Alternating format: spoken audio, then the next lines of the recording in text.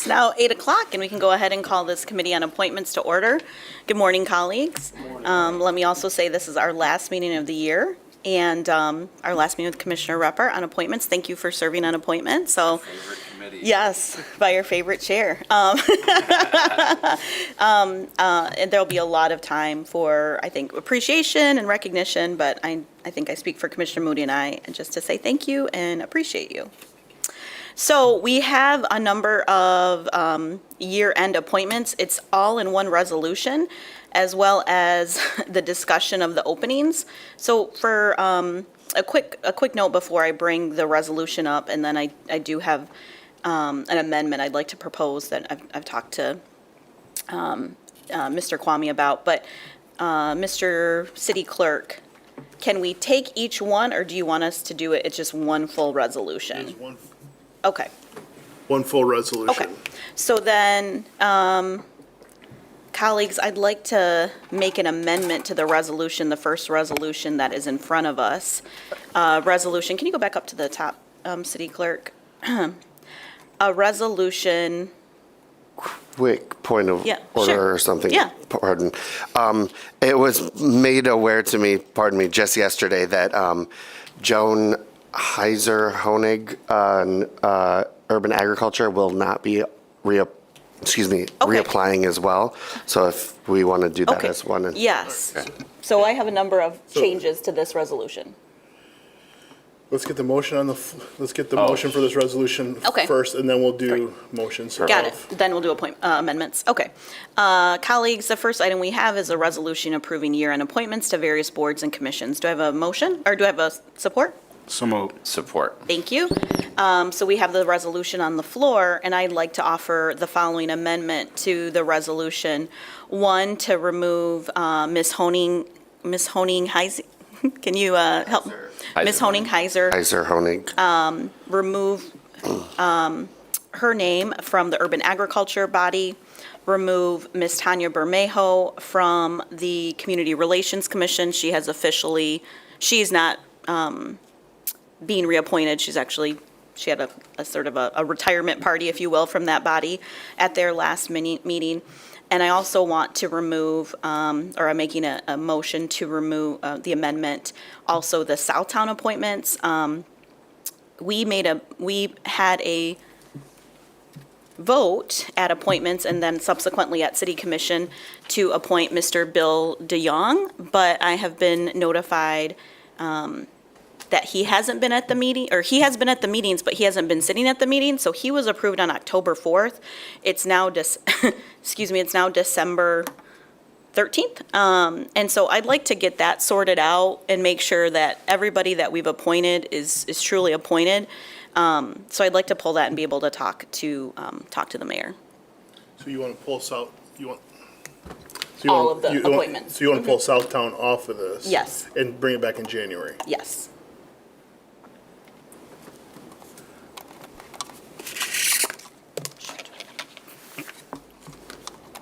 Just to make sure that we get it the way that it. Yes, because of that one that we had approved previously, but hasn't been fully seated. Now, do we need to vote on this, Commissioner? We need to, so I made an amendment, so I need somebody to move it and to support it. So moved. I support that amendment. Okay. So those are three things that were, two individuals and one board off of here. So I just want to clarify that to colleagues. And then you'll bring back Southtown in January. Yes. After a review of Sure, yeah. the current, I want to go back with that, because I've been informed that Mr. DeYoung has been going to the meetings, but he was told he was not approved to be on the board, which is not the case. So I want to get that rectified, make sure that board has everybody So that they're supposed to have. is that a liaison issue then? I don't know, and I'm not Okay. prepared to resolve it Okay. at this table, but I Perfect. am prepared to resolve it following this meeting. Got it. Yeah. All right, so I have, we had a motion, we had an amendment to that resolution. It has been supported and seconded. I'm going to ask for a vote unless there's any other questions, and I'm happy to scroll through these, colleagues, if you'd like. And actually, let's go ahead and do that. just for the good of the order, if you will. So the first one, Commissioner-elect Knight will be serving on this area agency. This was previously held by me. Board of Review, Mr. Lemon, the Board of Zoning Appeals, these are renewing members. This Affordable Housing Fund Board, these came up even though we just needed this board because we They were needed to have staggered. staggered terms. Yes, correct. The Planning Commission, the new addition you'll see is Mr. Aaron Yonker, who has left his previous company, is divested, and so feel now can sit on that body. We gave an update about Community Relations Commission. Also, please note that Commissioner-elect Purdue served on this body, but will be coming off now that she will be serving in a commission capacity. Nothing of note for the construction, nor for the DDA. Those are renewing members. Al Vandenberg's gonna be new. Oh, I thought we had put Al on Okay. previously. Okay, when he got, okay. Thank you. The DID, I think those are all, if you could go back up, I think these are all reappointments as well. Was Elliot Taylor doing? Daniel? Elliot Talon is a new member. Elliot is new, okay. He's a downtown resident and also works in the downtown area. I don't have any updates about the electrical system. Thank you, Commissioner Moody, for continuing to Yes. serve on the Retirement Systems Board. Good board. Our Historical Commission, I believe these are all reappointments as well as the Historic Preservation. Housing Appeals, I believe these are all renewals. That is one where we do have some openings, so we'll have to take that up in the new year. For the Rapid, these are actually all renewing as well. Community Action. Great. You guys These will are, serve on yep, that. these are new. So Commissioner Repart and Commissioner Lanier previously sat on this body, so myself and Commissioner-elect Purdue will sit on that. The Hospital Finance Authority, that's not anything changed. Michigan Street Corridor, Commissioner-elect Knight is the new member on there. Mobile GR, I believe Commissioner-elect Robbins is the only new member on there. All others are renewing. Mr. Hartline is renewing on North Quarter. He is the owner of Kingma's and works in the neighborhood. Parks and Rec, these are also all renewals. The retirement body, again, Commissioner Moody sits on the other retirement piece, so we have the general and then the police and fire. We have our public safety renewing of commissioners who are moving over again into the new year, so these are reappointments as well. South Division, Granville, excuse me, again, Commissioner-elect Robbins is one new member there. We pulled Southtown per our amendment to get that clarified in terms of who's on the board. I shouldn't say who's on the board, just to make sure our appointments work. The Stormwater, these are also renewals, I believe. I don't think there's anybody new on here. For the Tifa, I think Mr. Nguyen is a renewal. Uptown, Commissioner-elect Purdue is going to be taking Commissioner Moody's position. Thank you for your service, Commissioner Moody. Thank you. Urban Agriculture, we pulled Ms. Joan Heiser Honig, as previously noted in the amendment, but the rest are renewals. Urban Forestry are renewals as well. Cindy Irving is a new one. Oh, Cindy She's taking Rick DeVries' spot. Oh, as a okay, spot. that's right, okay. Makes sense. Thank you for clarifying that. Our Waste to Energy, that's a renewal. And Regional Planning is a new member with Commissioner-elect Knight serving there. So these are all of our year ends. And unless there's any other comments, I will call for a vote. All those in favor? Aye. Aye. It carries, thank you. Just so we're all aware, since there was an amendment to the resolution, it'll come off consent. And so just with the new item coming through. Yes. Just want to make sure we're all aware of that. Thank you. One quick question. Do you know who's going to serve on the GRPS liaison as well as be the liaison to Forensic Grand Rapids Parks? Has the mayor named those two? I and O'Connor, You and O'Connor for liaison. the school? Okay, I think I'm also going to serve on that too. for the school. Yeah, I don't, for Grand Rapids, for Friends of Grand Rapids Parks, I believe it is Commissioner-elect Purdue. Okay, Yep. I just wanted to know. Yeah. All right, colleagues. Well, one, thank you. This is our one resolution that we have today. We do have other openings. I think, given the time of year and given that we are going to be going through a transition, let me just say, planning, that we just obviously appointed Mr. Yonker, so that will be Fills that. filled. And I'll ask Daniel to go through the rest of them, and then we won't go through each one, but obviously we'll come back and we'll compare what we had for this year and what we'll fill this year. And then, I think we'll have new members and we'll ask them to encourage people to come, and we'll ask our outgoing commissioners to continue to send people to us. And some of you may serve in different ways. That's very customary to have past commissioners serve in different bodies. And just to continue to stay connected to our city and our neighborhood. So unless there's any other pieces, I think, well, let me say the last thing. The last item is our Civilian Appeals Board is one that we very much need to get filled. Again, we have new members coming on. We've, gotten some PIFs. But that will be, I think, the first priority going into 2023. So, For sure. all right. And then just a note, myself and Janessa, our deputy city clerk, and Daniel will be meeting next week, Tuesday. I think it's always good annually to meet about the process. We're going to have new people on the committee, on the board.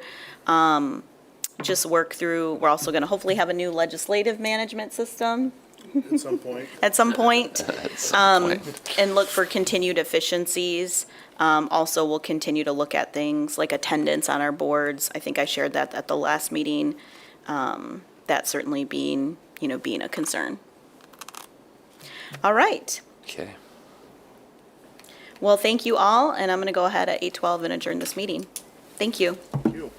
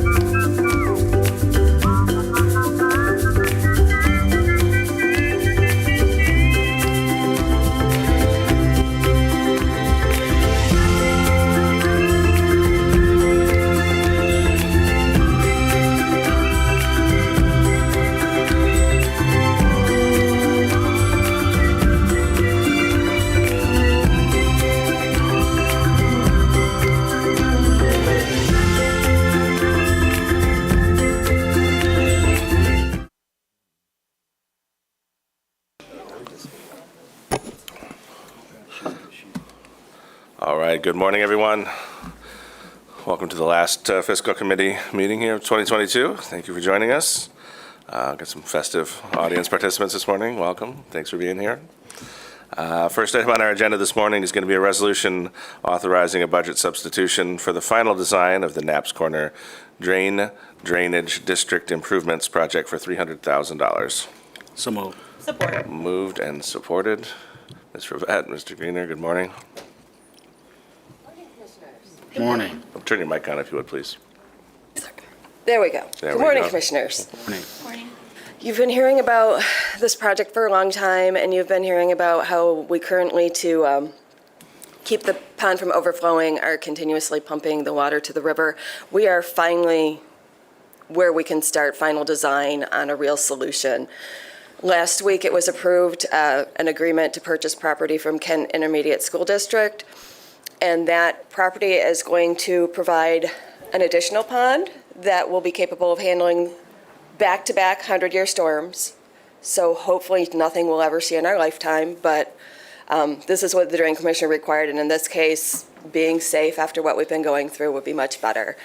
The plan is to still go to the original pond, pump that water when needed down to this new larger pond, hold it in that larger pond until the drains downstream of this pond have receded from the rainfall we got, and then using smart controls, safely letting the water discharge in a manner that won't create any hazardous conditions downstream. So what we are looking for at this committee is authorization to do a budget substitution for $300,000 for initiating that final design. The intention is that once the county bonds for the project, this money will be taken out of what we pay the county for the bonds. All right. Colleagues, are there questions?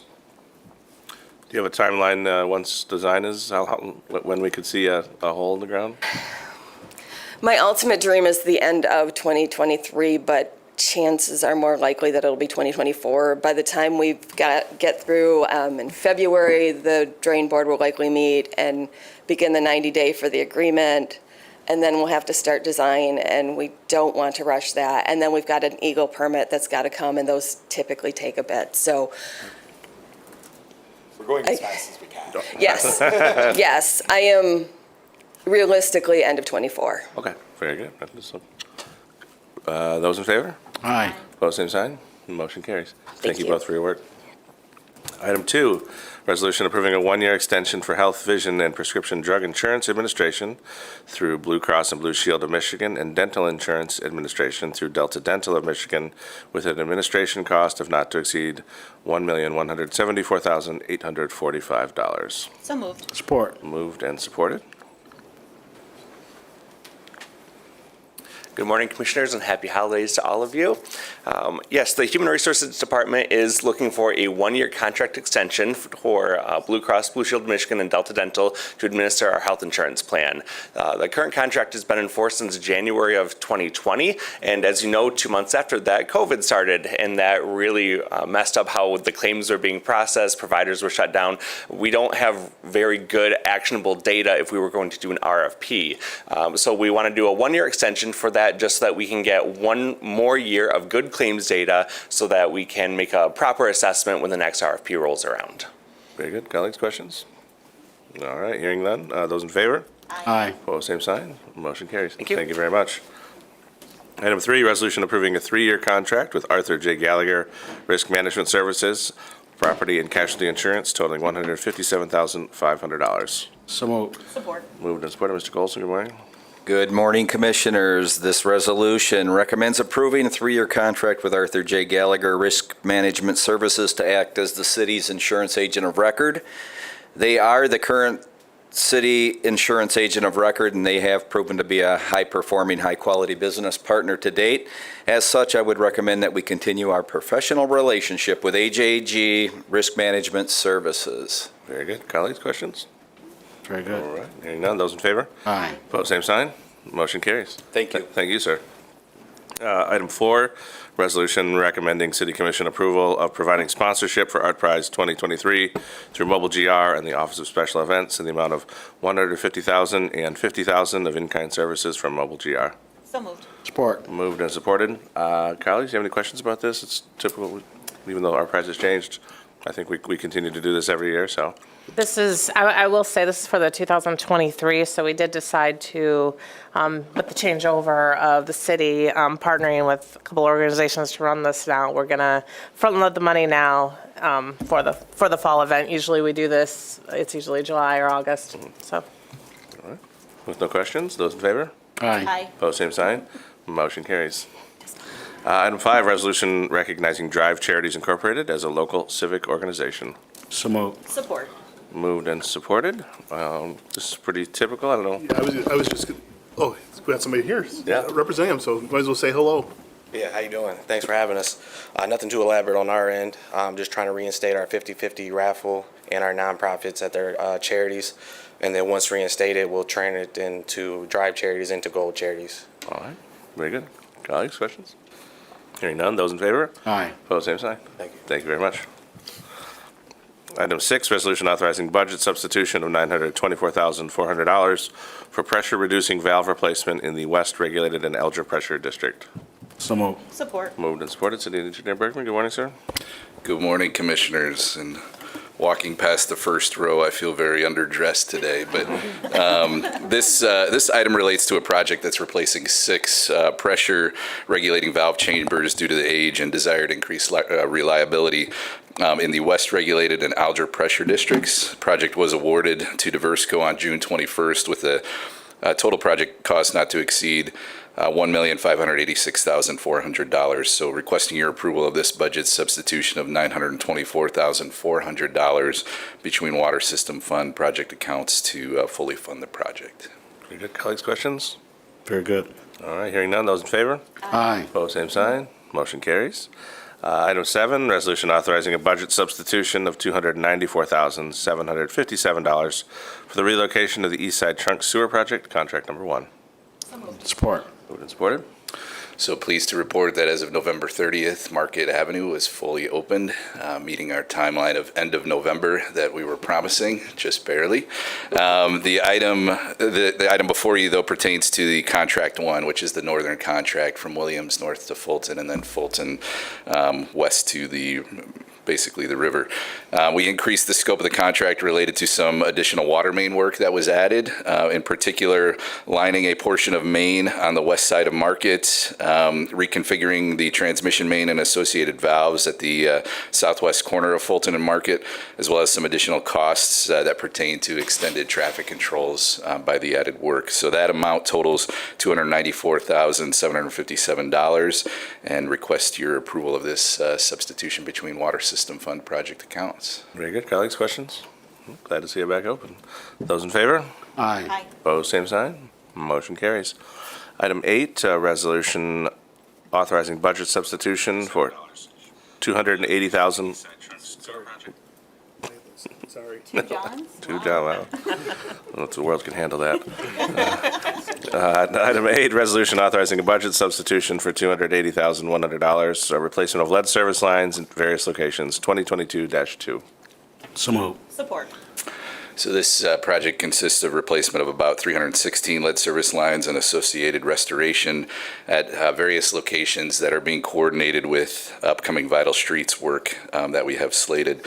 That total project cost not to exceed $2,673,700, includes anticipated reimbursement in the amount of almost $2.4 million through the state's DWRF, or Drinking Water Revolving Fund, Water Infrastructure Fund Transfer Act.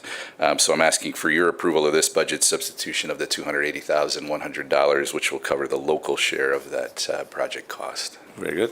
Colleagues, questions? All right, thanks for continuing to take care of this. Those in favor? Aye. Opposed, same sign. Motion carries. Item 9, resolution authorizing budget substitution, $344,950 for reconstruction of Giddings Avenue from Burton Street to Boston Street. So moved. Support. So we are reconstructing this half-mile section of Giddings that includes water main replacement, water service line replacement, 35 of which are lead, new ADA ramps and sidewalk replacement. Work is slated to occur in the 2023 construction season. The project has been awarded to Wyoming with total expenditures not to exceed $3,250,000. So I'm asking for your approval of this substitution of $344,950 between water system fund project accounts to move the local funding required into place for the project. Very good. Colleagues? Good. All right, hearing none. Those in favor? Aye. Opposed, same sign. Motion carries. Item 10, resolution authorizing budget substitution, $194,400 for water main and service replacement in Page Street, Lister Court, Plainfield Avenue, and Carrier Street. So moved. Support. So these streets are being reconstructed, also including water main replacement, some looping of the water main in that area, and water service lines being replaced to 54, in this case being lead, and new ADA ramps and sidewalks where deficient are being replaced. Again, planning for the 2023 construction season. The project's been awarded to Skipper's Excavating with total expenditures not to exceed $1,464,000. And again, asking for this substitution of $194,400 between water system fund project accounts to fully fund the project. Very good. Colleagues? All right, hearing none. Those in favor? Aye. Opposed, same sign. Motion carries. Thank Thank you, Mr. Bergman. Item 11, ordinance amending Section 1 of Budget Ordinance 2022-13 for fiscal year 2023, Amendment Number 9. So moved. Support. Moved and supported. Ms. Claren, good morning. Good morning, Commissioners. Our first item this morning is a SAFER grant. It was actually awarded in 2021. We gotten an extension, but this will be for 8 firefighter positions to be added to the roster. This will all be managed through the Fire Grants Fund. The number 2, this is related to staffing up with the fire department. So with these 8 recruits that we're bringing on board, that we're adding to the roster, we're also going to add 3 additional just to take care of regular attrition and fund this academy through our ARPA grant. So that would authorize $765,000 in the general fund appropriations for the fire department. We did anticipate this expense, so it was previously appropriated in Department 261. We're now simply just moving that appropriation over. Number 3, for the police department, this is the Latin print technician. We're adding a position. The intricacies of this type of position, we have a retirement coming in 2024. It's going to take about 2 years to really train that position. After 2 years, when that person does retire, we plan to decrease the roster by 1 Latin print technician. So just a temporary add. Number 4 is the Office of Highway Safety Planning Grant Award. This is $36,000. We're appropriating the Police Grants Fund. No effect on fund balance. Number 5, this is the Roberto Clemente Park Grant and Veterans Park Contribution, appropriating $493,000 into the Parks Village Fund. Number 6, this is one of our ARPA projects for expanding Wi-Fi in our parks. We are appropriating $194,000 into the general operating fund. We're actually going to, I believe this was another one we anticipated, so it's just simply moving the appropriation from the general fund and then appropriating into the parks operating fund. Number 7, we did a pilot for urban wood utilization, approximately $30,000. This is another ARPA-funded project. We are having that appropriation move from the general operating fund into the parks operating fund to recognize where the expenses took place. Number 8, for the public library, this is simply asset management. It would authorize $380,000 in appropriations into the public library grants fund. And number 9, we've discussed this item just a few items ago. This is the city sponsorship of Art Prize. This would authorize $50,000 from the Parks Operating Fund, and then another $100,000 towards the general fund, with no effect on fund balance. And then our contingent balance remains unchanged at $2.5 million. Very good. Colleagues, any questions about any of these items? None. All right, hearing none. Those in favor? Aye. Opposed, same sign. Motion carries. Item 12 is our bid list resolution for December 13, 2022. So moved. Support. Moved and supported. Colleagues, any questions about any of these items? No? Any items that are of note, Ms. Claren, that you need to point out? No, again, pretty routine and renewals, so just 4 items today. All right, very good. Those in favor? Aye. Opposed, same sign. Motion carries. Item 13, warrant report, 11/23/2022 through 11/29/2022. Mr. Comptroller. Good morning, Commissioners. Short report here this morning. For the period of time referenced, the city issued 459 checks and payments totaling just over $3.7 million. And the details of those payments that exceeded $20,000 are included on the following page. Very good. Colleagues, questions? All right, with that, that report will be received and filed. And our final item on the fiscal committee agenda this morning is our treasurer's report for period November 22, 2022 through November 30, 2022. Mr. Treasurer. Good morning, Commissioners. On the rare occasion of it being a holiday, we are introducing you to our staff who is festively dressed in their ugly sweater attire as we have our potluck today. As we close out fiscal for the year, I thought, actually my deputy thought, what a fitting end to the fiscal or the calendar year in our meetings to have our staff be visible. This is an amazing staff that does a lot of work behind the scenes, and we're talking about processing hundreds of millions of dollars of payments and each year, and customer interaction, working with property taxes and parking ticket issues and education, and helping folks navigate parking, as well as the cash seating of the payment and having a walk-up counter. And they're the backbone of my department. They're the ones that do the heavy lift every single day to post payments from credit card processing to cash that's coming into the city, but also all the checks that are mailed to the city are handled through our department.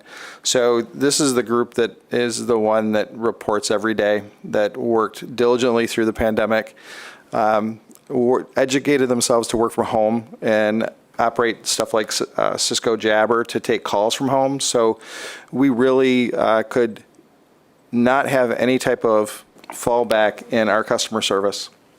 And that's something I take great pride in my staff because of how excellent they do have customer service and the customer service skills that they do day in and day out, working with our citizens and our residents and people visiting the city that might have challenges. With our report today, we did see that we had some positive news that the CPI is coming in lower than expected at 7.1%, but realize that this is a long journey. Chairman Powell has stated on several occasions that this is not a quick fix solution. We're not going to see a rapid decline in this number, but it is steps in a positive direction. And those steps are shown immediately in the market because the 10-year Treasury has actually dropped to 3.5%. So that means the economists and the market participants are already pricing in lower interest rates in the future. But again, that's the 10-year Treasury. That's not 1 year or 2 years out. So it's still going to take some time for us to get there. We're still going to be waiting for the Fed announcement today. The expectations are a 50 basis point increase. That will bring interest rates to 4.25% to 4.5%. We're still, our change is not, we have not changed in our view that this is still going to be a 5 to 5.25% interest rate cap. But you're going to start seeing the information in the media that's going to be reported that they believe that inflation has now peaked. The problem is it a slow glide down, or we don't know what that path is set right now. It's difficult to predict. There's so many different things in the economy right now, and we've got some things we have to walk through very carefully. But with that, we do look at our investment portfolio, and we have $530 million invested at an average of 2.21%. So that's almost a full 100 basis points higher than it was last year when I reported that number, which I think was our low point at 1.28. So with that, that concludes our report for today, and I wish you all a Merry Christmas and Happy Holidays, and I hope it's safe and wonderful and joyous for all of you. Thank you, sir. Colleagues, any questions for the treasurer? All right. Hearing none, that report will be received and filed. And with that, we will conclude our fiscal committee agenda at 8:49. Thank you, everyone. Thank you.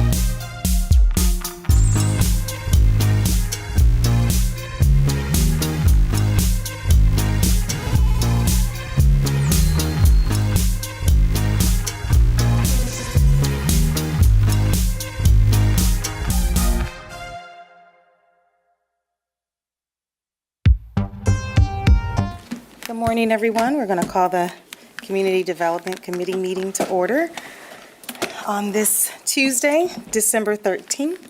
It's 9:16 a.m. Thank you. Thank you. How's everyone doing this morning? Well, right? Good, good. Our last meeting for the year for most of you, and then our last meeting on the commission. What a great day it's going to be today. You guys excited? Okay. Very excited. Yeah. Our first agenda item is a resolution approving a fireworks discharge permit for RKM Fireworks Co. So moved. Good morning, Ted. Is that on? There we go. Can you hear me now? Yes. Yeah, it's for the Griffins New Year's Eve annual display. So be all on the ice. Should be safe. Nobody should be on there. That's great.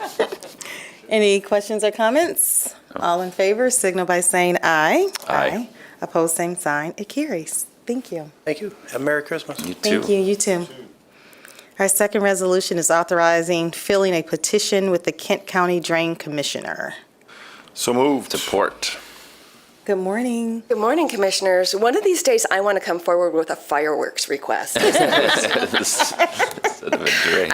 I know last week you approved Knapp's Crossing, Knapp's Corner Drain at the Village of Knapp's Crossing, the agreement with the county, Kent County ISD, to purchase property to put a pond as part of the regional solution. Earlier at fiscal, we approved financing for the final design of this project. We are getting so very close. Now we're asking for permission to file. We have two items before you. I'm going to talk about them both at the same time. We're both looking to expand the Knapp's Corner Drain and do improvements to the Leonard Leffingwell and also Lamberton Creek drains. So we will have one drainage system going all the way from Knapp to the river, with obviously water quality solutions, protections for water quantity, which Mr. Berkman described last week. I also want to take just a second to address one of your concerns from last week was what we learned. And Mr. Greenier and Mr. Berkman did an excellent job. But one other thing was the county's engineer and I sat on the ordinance committee when we made the new codes that you just adopted. And we were very stringent, knowing that we were putting infiltration basins all over the city now with safety factors and how we test those soils and where the borings have to be. And you have to test the soils that will be at the bottom and making sure that we are as safe as possible with that safety factor so we don't see this type of circumstance again. With that, any questions on this? I don't think so. Oh, this is my neck of the woods, so just happy to see the progress. Yep. Great. Anything to add? No? Okay. What she said. All in favor signal by saying aye. Aye. Opposed, same sign. It carries. And then we have the companion item, which is the resolution to authorize the filling of a petition with the Kent County Drain Commissioner to conduct maintenance and make improvements to the Lamberton Creek Drain. So moved. Support. Anything additional? No. Okay. All in favor signal by saying aye. Aye. Opposed, same sign. It carries. Thank you. Thank you. That's great.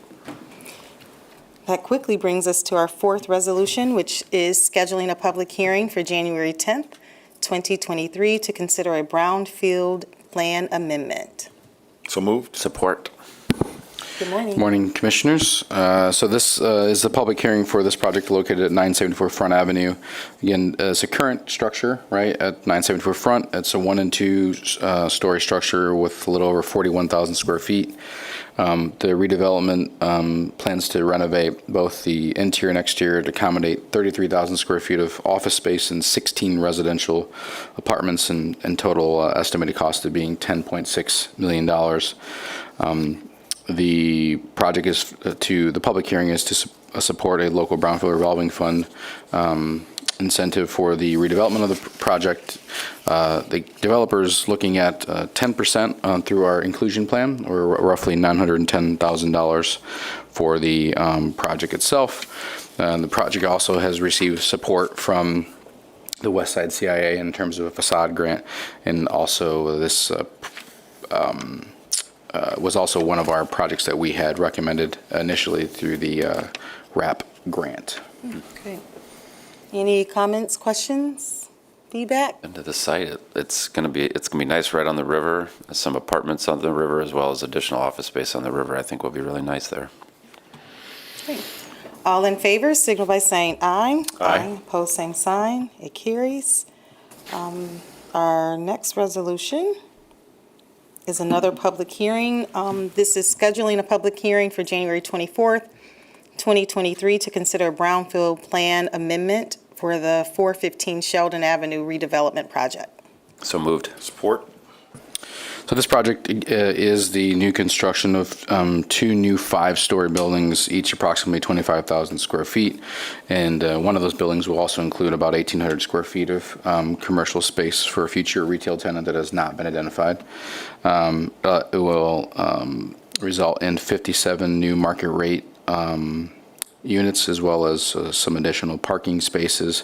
Total investment is $17.5 million. And again, seeking reimbursement through a brownfield plan amendment for just over $1.3 million. They're also participating in inclusion plan, and they're targeting about 17.5% or $2.6 million of the overall project costs. And the public hearing will be on January 24th. Any questions or comments? All in favor, signal by saying aye. Aye. Opposed, same sign. It carries. And there's a companion item for this one, resolution scheduling a public hearing for January 24th, 2023, to consider the establishment of a neighborhood enterprise zone. So moved. Support. In same project parameters, but again, this is related to the neighborhood enterprise zone in connection to their proposed 15-year neighborhood enterprise zone exemption for the project. Thank you. Any other comments or questions? All in favor, signal by saying aye. Aye. Opposed, same sign. It carries. The 7th resolution is accepting public utilities easement upon a request from the City of Walker. So moved. Good morning, Commissioners. Well, someone needs to support. Both of you moved it. Oh, I'll support it. There we go. Thank you. How you know I didn't want to support it? Hey, man, do we need to settle this in our last meeting? That's right. Rock, paper, scissors. All right. So this easement is to be located between North Ridge Drive and 4 Mile Road, east of Fruit Ridge Avenue in the city of Walker. And it pertains to a water main looping project that Walker is undertaking. The current property owner is planning to sell the portion of their property where the easement is to cross to consumers. And so Walker's worked with the current property owner to obtain this ahead of that sale so that it's accepted and recorded prior to the public utilities easement will give the city rights to maintain the future water main utility once it's installed as part of that looping project. Great. Any questions or comments? All in favor, signal by saying aye. Aye. Opposed, same sign. It carries. Next, we have a resolution consenting to the vacation of Bond Avenue from 250 feet north of Trowbridge Street to 842 feet north of Trowbridge Street and accepting 3 easements.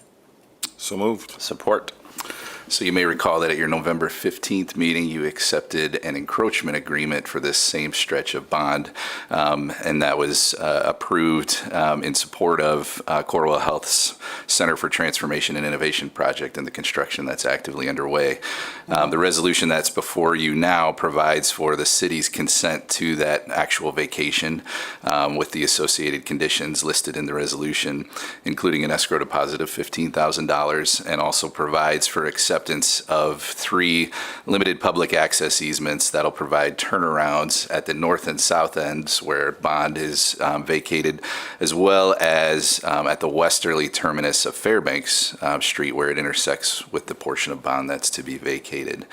I know Mr. Alex Pitt is here with us today. He's the manager of Real Estate Services West Region for Corwell Health, along with some other representatives on behalf of Corwell in support of this request, and also available to answer any questions you may have.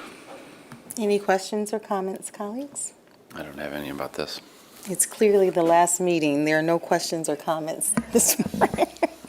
Okay, I'm just kidding. All in favor, signal by saying aye. Aye. Opposed, same sign. It carries. Thank you. There's a companion item, looks like. Yes. Resolution approving an agreement and accepting a sidewalk easement for $1. So moved. Support. So this item provides for a future sidewalk easement to be provided through the vacated portion of Bond Avenue.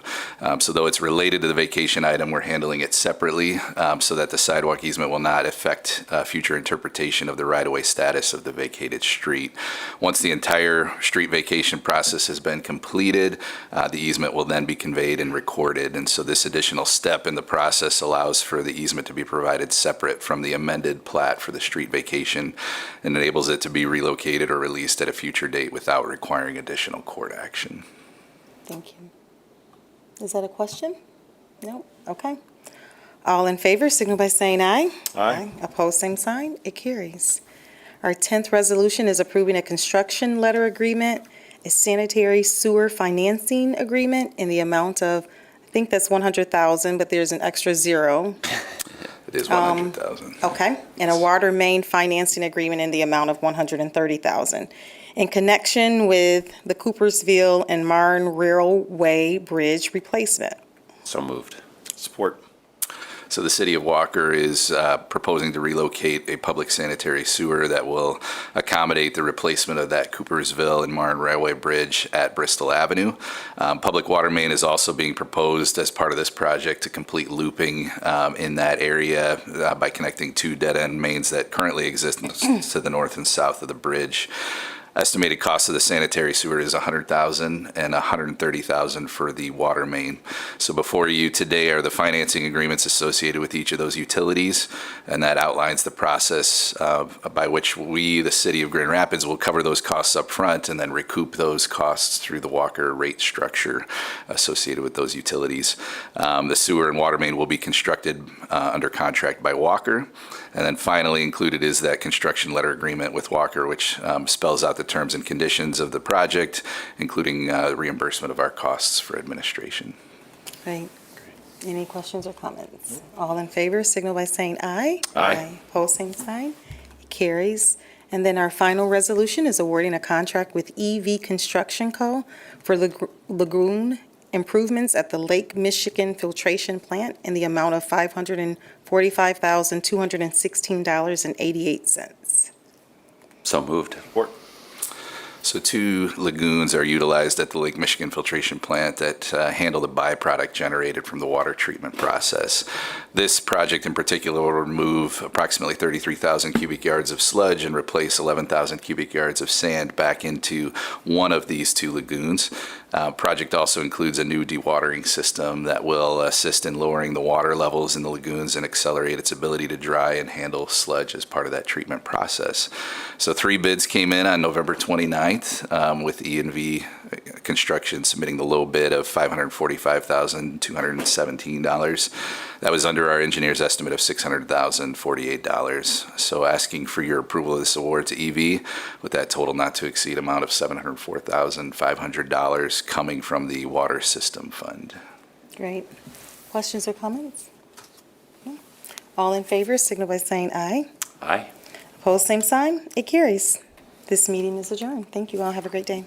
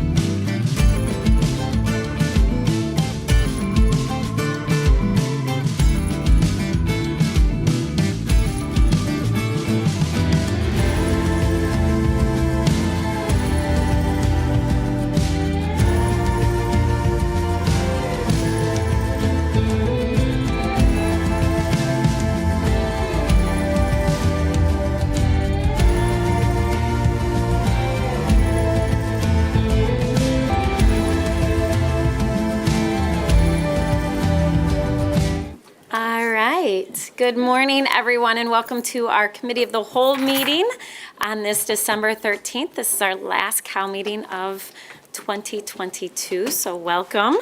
We do have a number of action items, Commissioners, and then we have a couple of important briefings. And so we'll get started. Actually, we have one important briefing. So we'll get started on the first item. This is a resolution authorizing the release of a request for proposals for the development of the city-controlled property, which is located at 1350 Cesar Chavez Avenue Southwest. So moved. Support. All right, moved and supported. Mr. Grassi, you want to tell us about this? I know those of us who serve on Economic Development Project Team, were briefed on this at our last meeting. So if you can tell us about this. Yes, so this is the resolution authorizing, again, this request for proposal for an RFP for the property, the city-owned property located at 1350 Cesar Chavez Avenue Southwest. Again, the property was acquired back in September of 2020 via our annual tax foreclosure process.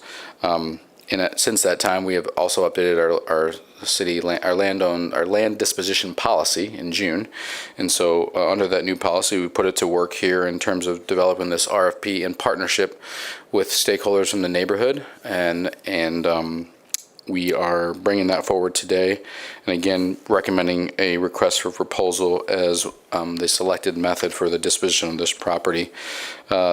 Again, the property, we will release this, upon approval as early as tomorrow, and responses will be due by Friday, February 10th.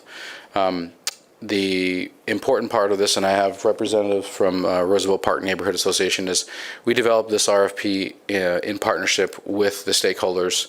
They were part of reviewing, drafting, and giving feedback and engagement in this process, because we knew it was important, as it was a parcel that could set conditions for other catalytic developments along the corridor. So we took that seriously. And in fact, we also are including those member representatives in the review committee itself. And so I invite Roosevelt Park Neighborhood Association representative, and I think that's we have today, to speak a little bit about their involvement in the process and their experience with it. Hi, welcome. Good to see you. Thank you. Good morning. Thanks for having me here.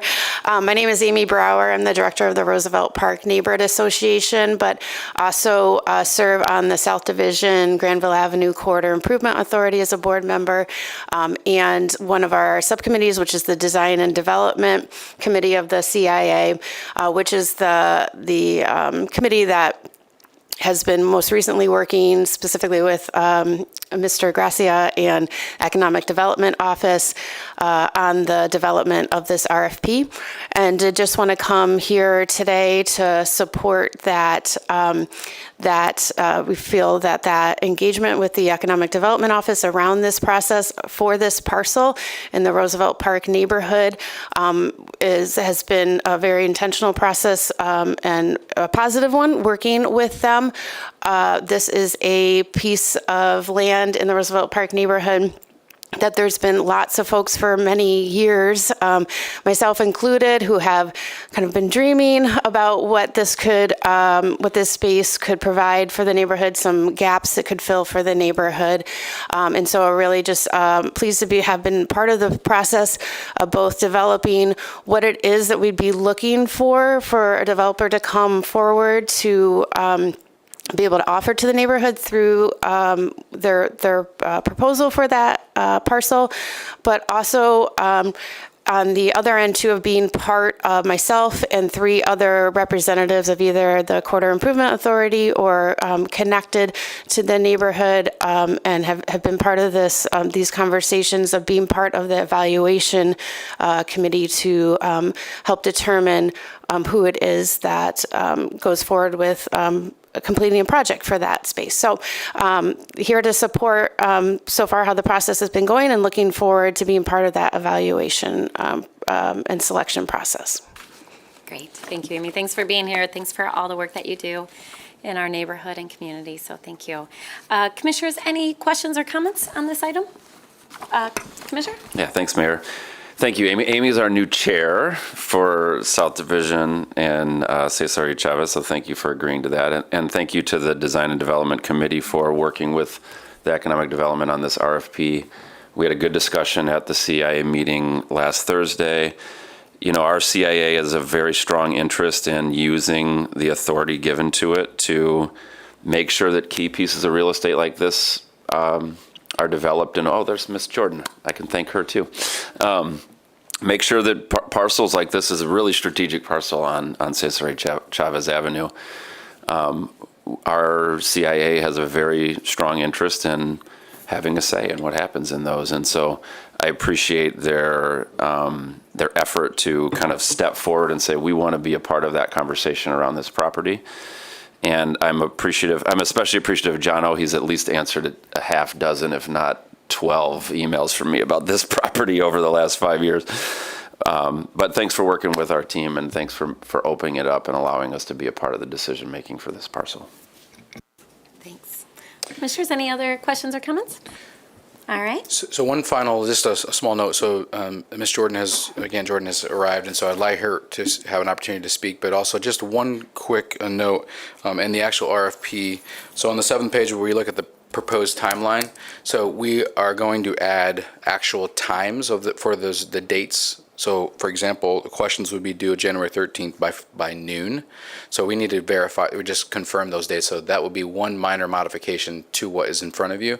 But those are, again, agreed upon just to make sure that we have a deadline for folks to submit their questions, for we to respond, and also for proposals to be accepted. So those are just a minor modification. But I invite Ms. Jordan to say a few words. Good Hi, morning, welcome. Commissioners and Mayor, Madam Mayor, City Manager. Thank you for this opportunity to come before you this morning. I just want to thank you for being able to consider this. This has been an effort in underserved communities for a very long time, not just this along Granville Avenue, Cesar Chavez, always Granville Avenue to me, but this is an opportunity to create a footprint that hasn't been done before in our area. And just because it hasn't been doesn't mean that it can't be. And we want to open doors and create opportunities. And the voices that have made an effort to pull this together are the people that live, work, and play in our community. And to my understanding, that is the effort in the city of Grand Rapids for inclusion and opportunity. So I ask that you consider this very carefully, and please allow us to create a different footprint. This is the fabric of our community, and we would love to see this move forward with our inclusion. Thank you. Yeah, thank you. Thanks for your work on this. Thanks to Mary, who just walked in too. Yeah, thank you. And thank you to everyone who worked on this project. I really appreciate you coming today and being a part of it. It's an exciting opportunity in the neighborhood and in our city. So, Commissioners, any final questions or comments? City Manager? Yep. Mayor, I just wanted to thank Ms. Jordan for her remarks. And, I think this is the importance of doing long-range planning and how, with both vision for the area through the ASP, but also with collaboration with staff, that we can take advantage of some of the tools that we have for housing affordability, like the land bank, and partner with our neighborhoods and actually bring projects forth. So I just wanted to thank her and all the neighbors and the staff for partnering to make this possible. Great, thank you. All right, with that, I'll call the question. All those in favor say aye. Aye. Those opposed, it carries. All right, that will take us to our second resolution before us this morning, and that's a resolution approving the adjusted city water and sewer rates in accordance with our 2022 water sewer rate review. Can I get a motion? So moved. Support. All right, moved and supported. Hello, welcome. Good morning. Thank Good morning. you. As you stated, so we did prepare a couple of slides for this. I don't know, Asante, are you teeing those up or do I need to from here? I got it. Oh, thanks. Thank you. Appreciate it. Thank you, City Clerk. So we put together just a couple of slides to kind of answer some of the questions that we received back in November when we introduced these rates. Okay, so as you stated, the first resolution approves the adjusted City of Grand Rapids water and sewer rates in accordance with the 2022 water and sewer rate review. The utility advisory partners and other community members were notified of the recommended rate adjustments on November 10th. That initiated that 30-day partner community comment period, as well as the 20-day public comment period as well. And no adjustments resulted in those public comment periods to the overall rate recommendations. So these are the same proposed rates that we presented back in November. Just as a quick reminder, that includes a 5.68% rate increase for the water system and a 1.07% for the overall rates for the sewer system. The Utility Advisory Board also recommended approval of those rate adjustments on November 17th. So just as a summation, again, that attached resolution includes those adjusted City of Grand Rapids rates, and they are submitted for adoption to be implemented January 1. Great, thank you. Commissioners, any questions or comments? Mayor, I think we also have some additional slides on the affordability. I didn't know if you program. wanted to introduce that second resolution to approve the partner community rates as well and then move forward, or you want me to go through? Can you go through the entire briefing? No problem, and then- absolutely. I'll take the resolution separately, but Perfect. you're welcome to go through. But let's see if, are there any questions on this? On the city rates? No? Okay, all right. Wonderful, thank you. So I'm going to invite Ms. Giffel here from the Utility Business Office to discuss some of our affordability program. Hi. Good Good to see morning, you. leaders. I heard that you had some questions about our water sewer payment assistance program and how we promote the program. So I am part of the Kent County Community Advisory Board, and then also partner with the ENTF, the Essential Needs Task Force of West Michigan. So what I try to do over the last basically 4 years is to be creative and find things that we don't have to spend money on, so part of those boards. And then we table at all of our city events. A couple of other things we do is we do bill inserts, flyers, and to take the cost away from that, I started to implement print messages on the bills. So during COVID times, to say when the shutoffs were going to be postponed and when they were resumed, and also let's call KCCA if you need payment assistance. We do speak to our households, our customers, if they are in jeopardy of being shut off. We will call them and let them know that KCCA is available in this assistance program to them if they need assistance. We also advertise on our city website, and because we have a large Spanish-speaking population, everything is submitted in English and in Spanish. So I hope that helps a bit, but I am here for more questions or suggestions on what we could do to make more of our community members aware. Great, thank you. Thank you so much for being with us this morning. I have a question.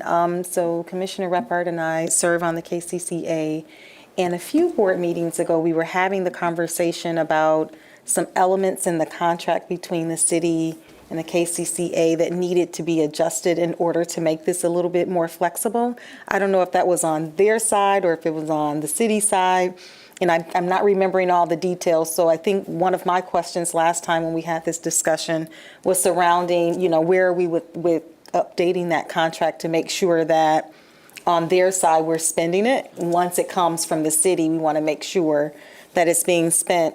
And through the efforts that we're doing here at the city and however else the city can make sure that we're bringing awareness to the program. What we didn't want on that side was having money left over, knowing that there are so many families who are experiencing some trying times right now. That's a good question. KCCA does administer the program, so there are specific criteria that our customers have to meet.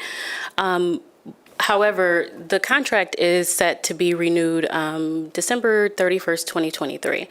I previously came to this body and asked for the contract to be updated with more of, I worked with KCCA on it, so that way we could use the previous 30 days of, income as opposed to the ones preceding the 30 days.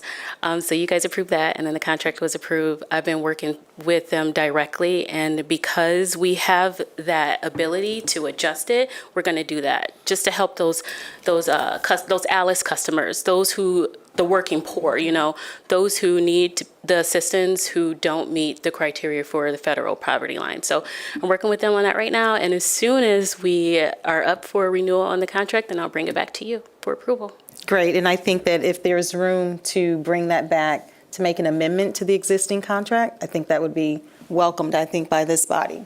Yeah. Thank you. Great. Thank you. Yeah, thank you. And that Thanks one for your too, work. actually, because of, based on the conversations we've had. Yeah. Thank you.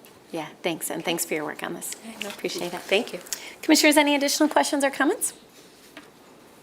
Okay, and then we wanted to finish up quickly with just a 1-minute clip of that rate study explained video in English and in Spanish that we updated this year. Great, thanks.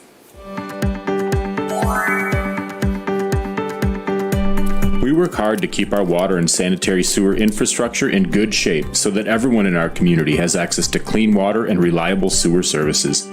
It's a big job, and we provide those services to over 320,000 people across 11 communities. So how does the city pay for all that? It might surprise you, but we don't use taxes to fund our water and sewer systems. Instead, customers pay set rates for using these services. Those rates have to pay for each entire system. How do we decide what the rates should be? Every July, we start putting together our annual water and sewer rate study. The study is made up of many parts, but it's essentially a review of operating costs and capital costs, combined with a count of active meters and volume used. This helps us determine the rates, which are divided into two parts. The Readiness to Serve charge, or RTS, is based on meter size and customer service support. The commodity charge is based on consumption, how much water is used or how much sewage is produced. Some years we reduce rates and other years we adjust rates up.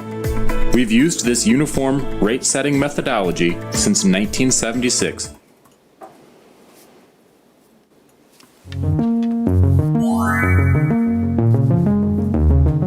Trabajamos duro para mantener nuestra infraestructura de agua y alcantarillado en buen estado, para que todos en nuestra comunidad tengan acceso a agua limpia y servicios de alcantarillado fiables. Es un trabajo muy grande. Proporcionamos esos servicios a más de 320,000 personas en 11 comunidades. ¿Y cómo paga la ciudad todo eso? Quizás les sorprenda, pero no utilizamos los impuestos para financiar nuestro sistema de agua. En su lugar, los clientes pagan unas tarifas fijas por utilizar esos servicios. Esas tarifas tienen que pagar todo el sistema. ¿Cómo decidimos cuáles deben ser los precios? Cada mes de julio empezamos a elaborar nuestro estudio anual de tarifas de agua y de alcantarillado. El estudio consta de muchas partes, pero esencialmente es una revisión de los costos de operación y de capital combinado con un recuento de los medidores activos y el volumen utilizado. Thank you so much. I'm happy to take any questions on that first resolution then at this time as well. All right. Commissioners, any questions or comments? All right, I'll call the question. All those in favor say aye. Aye. Those opposed, it carries. All right, we'll take us to our last resolution this morning. That's a resolution approving the water and sewer rates in accordance with the 2022 water sewer rate review for the retail and wholesale partner communities of our city's water supply system as well as our sanitary sewer system. Can I get a motion? So moved. Support. All right, moved and supported. Any additional information you want to share? No additional information. I did just want to point out that the city of Walker was our only partner community that did do a contribution to buy down their rates, and that was still the same information we presented back in November. So no additional changes. Great, thank you. Commissioners, any additional questions or comments? All right, all those in favor say aye. Aye. Those opposed, it carries. All right, that will take us to our briefing this morning, which is an update on our Parks Millage annual update. So we're delighted to have our team from the Parks Department here to share this information with us. So we'll have our Parks Director work through the PowerPoint, and then we'll hold off and ask questions at the end. Very good. Thank you, Mayor. Good morning, Commissioners, Mayor, and City Manager. We thank you for this opportunity to present to you today. We are in our 8th year of millage investment, and this year has really been the first year where we have seen significant investment from the 2019 voter-approved millage that voters overwhelmingly adopted. And so it is important to me that you have a chance to interact with some of the best and the brightest from our department. We've got Ms. Claypool here overseeing many of the finances of the millage, including other finances within the department. And then Ms. Carrie Enriquez overseeing the magnitude of projects that you'll get a chance to peek at here today. It takes the strength of these two incredible employees to get this work done, but it takes the strength of our community as well. All of you as invested individuals but our private, public, and nonprofit partners in this work as well. So without further delay, I'd like to invite Ms. Claypool up to begin. Hi, welcome. I'll adjust this down a bit. Good morning, Commission and Mayor. Laura Claypool from the Parks Department. So just wanted to give you some quick background. As Mr. Marquardt mentioned, in 2019, the voters of the city of Grand Rapids unanimously approved an evergreen millage, and it was an increase over our previous millage, 1.25 mils, which is equating to about $6.25 million a year.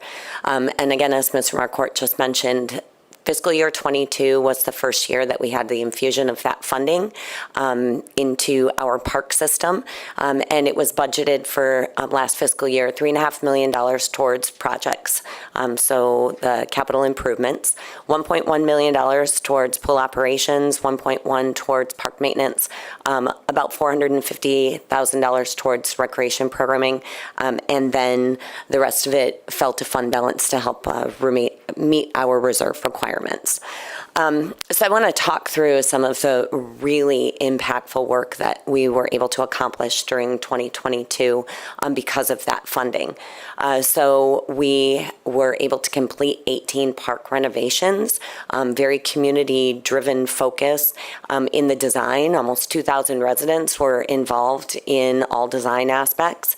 And because of this funding, we were able to leverage $6.7 million of additional investment in one fiscal year. For pool operations, we were able to open and maintain our 3 outdoor city swimming pools. We were able to certify enough lifeguards this year so that we were fully staffed all year long. We gave 1,200 swim lessons. Also, we're able to provide an opportunity for all of the kids in our free summer day camp program. They had the opportunity to receive a 6-week swim lesson free of charge. And we had over 50,000 visitors to our 3 city pools over the 10-week program. For park maintenance, we have given a very intentional focus on increasing the grade level of our park system. So in 2022, with the additional funding, we were able to budget almost twice as many seasonal labor hours into the park system as we had in previous years. Unfortunately, due to the national hiring challenge, we were only able to fill 43% of those hours. So we've been supplementing with some contractual help, and we continue to look towards the naturalization of many of our park spaces, including organic turf care programs for our downtown parks. And successfully, we've been able to take 30% of our parks in the system just over a 4-year period and move them up into that A and B range. So we are seeing very substantial progress in the maintenance level and the capital care for those parks. And fiscal year 22 was the very first year that we had additional millage funding towards recreation. That was a new component with the millage. We were able to serve 300 kids in our free summer day camp programs at Joe Taylor Park, MLK, Garfield, and Roosevelt parks. We've had 5,000 visitors to our gear library. That's another program that the millage has been supporting. So some really cool things happening because of that voter-approved millage. So I wanted to just take a quick walk back to the beginning of time because I think it's really impressive when you look at the numbers cumulatively. So since the adoption of the first millage back in 2013 for fiscal year 14, $43.7 million of park millage funding has been invested into our system. And because of that funding, we have been able to leverage $30 million of additional funding. The sources of those, MDNR Trust Fund grants, community fundraising, and then other really great community partners who have come alongside our work for a total of $73 million of investment in our park system over the past 8 years. So we're really proud of that. With that, I'm going to pass it off to Carrie Enriquez, and she's going to walk you through some of the very specific projects that we were able to accomplish. Hi. Good morning. So as Laura had mentioned, we've invested approximately $3.5 million each year on the new millage for capital improvements. We have highlighted this previously, but we do have a new equity-centered capital investment plan that we've been working on. And it looks at community characteristics. So that's specific to a census tract. Some of the items it looks at there are racially and ethnically concentrated areas of poverty, as well as youth population. And then it also looks at park characteristics. So those are specific characteristics for the park, really heavily based on asset management. So the age of the items in the park, when the last time we were there to make improvements. And so you can see over the next 5 years, we have our capital plan, which is also listed in our strategic master plan. There is, some flexibility allowed for that based on potential funding opportunities, grants, and partners that may come alongside us. So in 2022, these are the projects that we have completed. So I wanted to highlight a couple pictures. In that top right corner are two very enthusiastic volunteers for the Mulek Park community build that we had. So that was the first playground build that we did specifically with our department, and we had partners with the Junior League as well as Sinclair Recreation at Mulek Park. The top left is Sweet Street Park, so that is a GRPS park site. We improved the playground there, and we also partnered with GRPS to improve the tennis courts and basketball court as well. The bottom left, we are just about done with Garfield Park with a new splash pad, and that will open in the spring, and that was in partnership with the Michigan Department of Natural Resources, as well as the Garfield Park Neighborhood Association and Friends of Grand Rapids Parks. And then the bottom right is a temporary boulder project that we worked on with the community as well as the GR Boulder group. So in 2022, these are the leverage fundings that we had, approximately $7 million of leverage funding. So a lot of that comes from the Michigan Department of Natural Resources and the grants that we get from them, as well as the DDA and other departments. One to highlight is on the bottom left, that is the fitness court at Ottawa Hills, and that was in partnership with the National Fitness Campaign and Priority Health. And the second picture is Veterans Park. So that will start construction here shortly, and that is in partnership with the nonprofit group Has Heart, as well as other project funders. So upcoming projects, these are the projects that are currently in design right now, and highlighted in the pictures, we have Canal Park on the top left. So as the river restoration project, continues to move forward, we're working on improving the edge sites so that, as the river project is moving, there's some projects that have already been completed, some that will be completed at the same time that they're doing their work, and then some after, but really highlighting all of those park spaces along the river. The top right is Sullivan Field. We've been working with the nonprofit group Fans of Valley Field in order to improve that facility that's on the west side. The bottom left is Plaza Roosevelt. So that has been a really great partnership with the Neighborhood Association in Roosevelt Park, as well as GA, GRPS, and other partners to ensure that we come up with a design for really our first new park in a long time, and that is the final design on the left.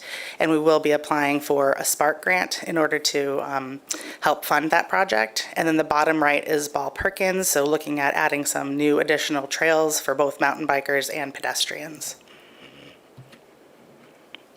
So again, the upcoming projects in 24 through 25, using that equity-based scoring criteria that we have, as well as focusing on the master plan goals that we have in place, which is looking at our connected network of trails and park systems, knowing that parks provide healthy spaces for the physical, mental, and emotional well-being of our community, looking at neighborhood investments throughout our park system, and ensuring that we have a sustainable system, both in funding opportunities and maintenance. Looking at park acquisitions, we've acquired just about 30 acres of park property this past year.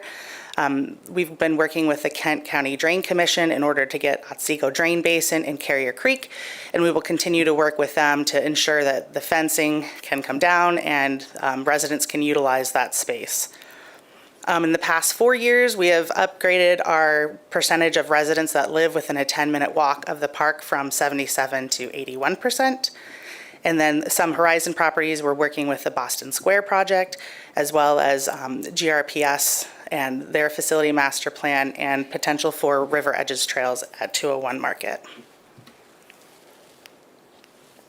Looking ahead, the 23 park projects again, and then we have our DNR grant applications that we are submitting. I mentioned briefly Plaza Roosevelt would be submitted for, as will Martin Luther King and Richmond Park as well. And those grant applications are $4 million. And then also for the Michigan Department of Natural Resources Trust Fund grant, we will be submitting for Highland Park, and that is in April of next year. And that is the end of our presentation. Thank you, Carrie. A great deal of thanks to both Carrie and Laura for their tremendous support and leadership in the department for this work. A great deal of thanks to all of you as appointed and elected officials as well. We would not be standing where we are today without your voices and without your support. So a great deal of thanks, and we will take questions now if you have. All right, great. Commissioners, any questions or comments? Madam Mayor. Commissioner Moody? Yeah, I wanted to ask a question in reference to the Michigan Sparks grant. You said that was for $1 million. Does that cover, that million, does that cover all those parks that are being listed under this application? Right. So the Spark grant, there are actually 3 different rounds. The first round is December 19th. They are due. And so we will request $1 million for MLK, and then a separate application will be $1 million for Richmond. We are still working on finalizing the acquisition for Plaza Roosevelt. It should be done very shortly.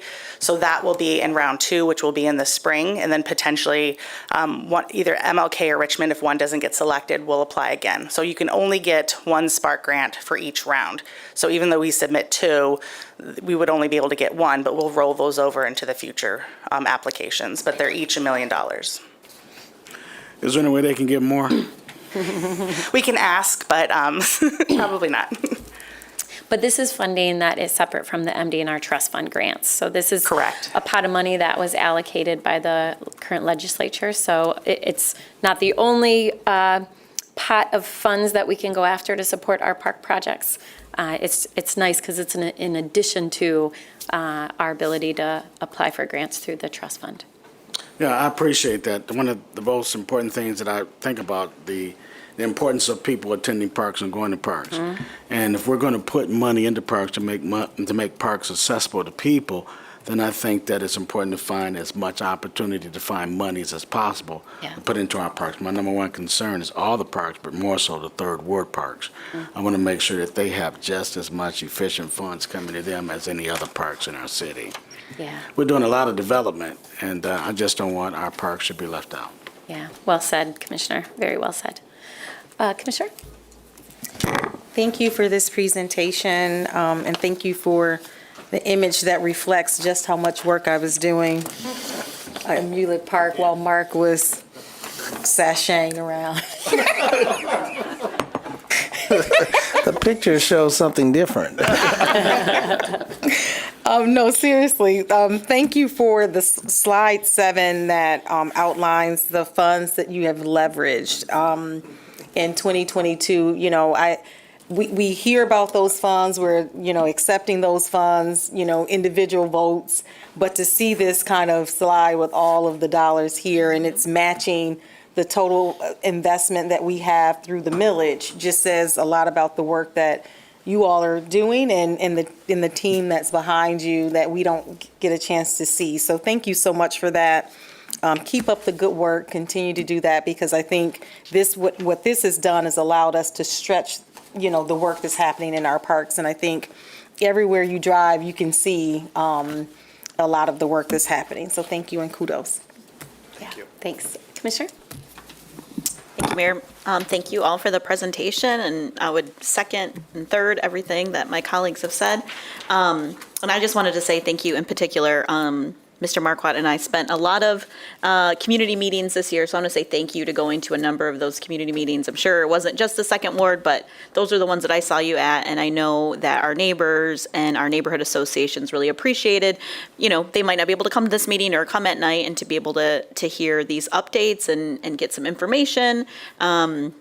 we want them to have those good experiences and just responding to a number of things. I know at least in the Belknap area, it was, at one point, people wanted some of the back part of the park mowed down, and now people are like, we want it back up. And I think that really fits in with our other goals as being a very sustainable city and acknowledging how can we engage with more of our natural resources. So those are just a few of the things, but I really appreciated all that work this fall. Thank you.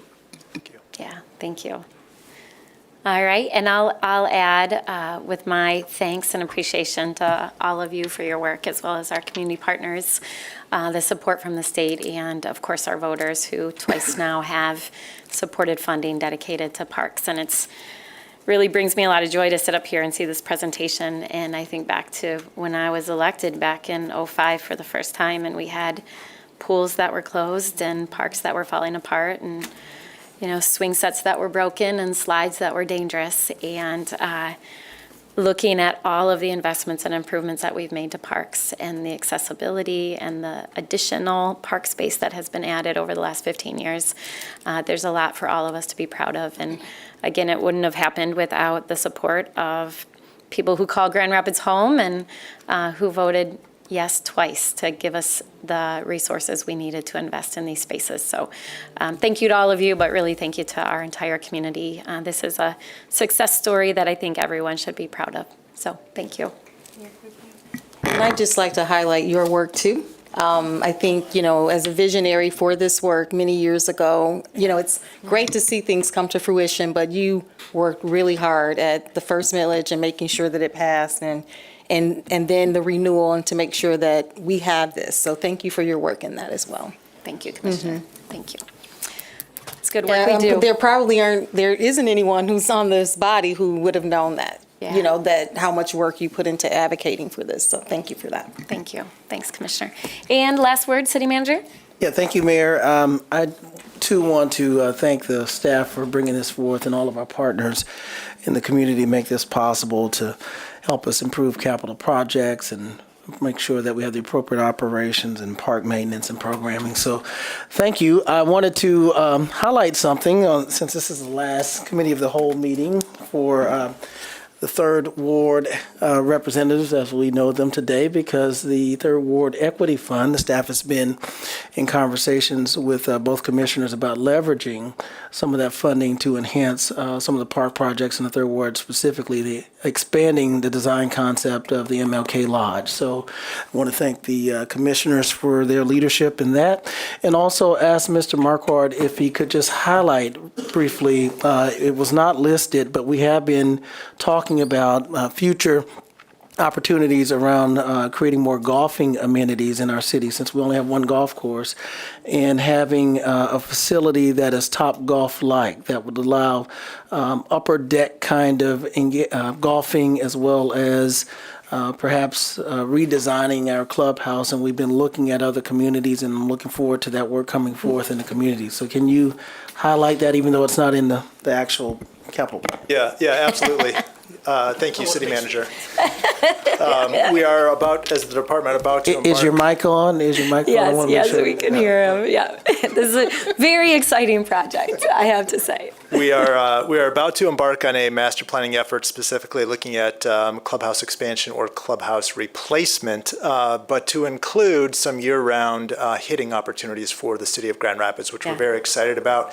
We did take the chance to tour some similar facilities in the Midwest that serve a much smaller market than Grand Rapids.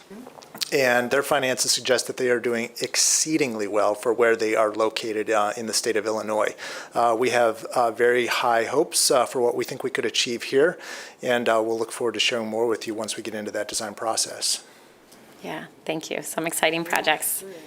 And I can't wait to see MLK Lodge redeveloped, as well as the lodge at Roosevelt Park. So those are two projects that I know all of us are eagerly awaiting to see move forward. So thank you for your work on those.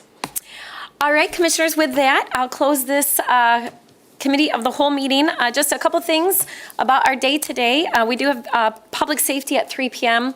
All of you know that at our last meeting, last Tuesday, I requested and city manager supported having the discussion related to how we support individuals experiencing homelessness, as well as options to improve public health and safety downtown and in our neighborhoods, be added to that agenda. So we are going to have a presentation at our public safety meeting in follow-up to some of the comments that we heard from community last week. And then we are back here tonight at 7 p.m. For our final meeting of 2022. So with that, we will close this meeting, and we'll see you all back either at 3 or at 7 tonight.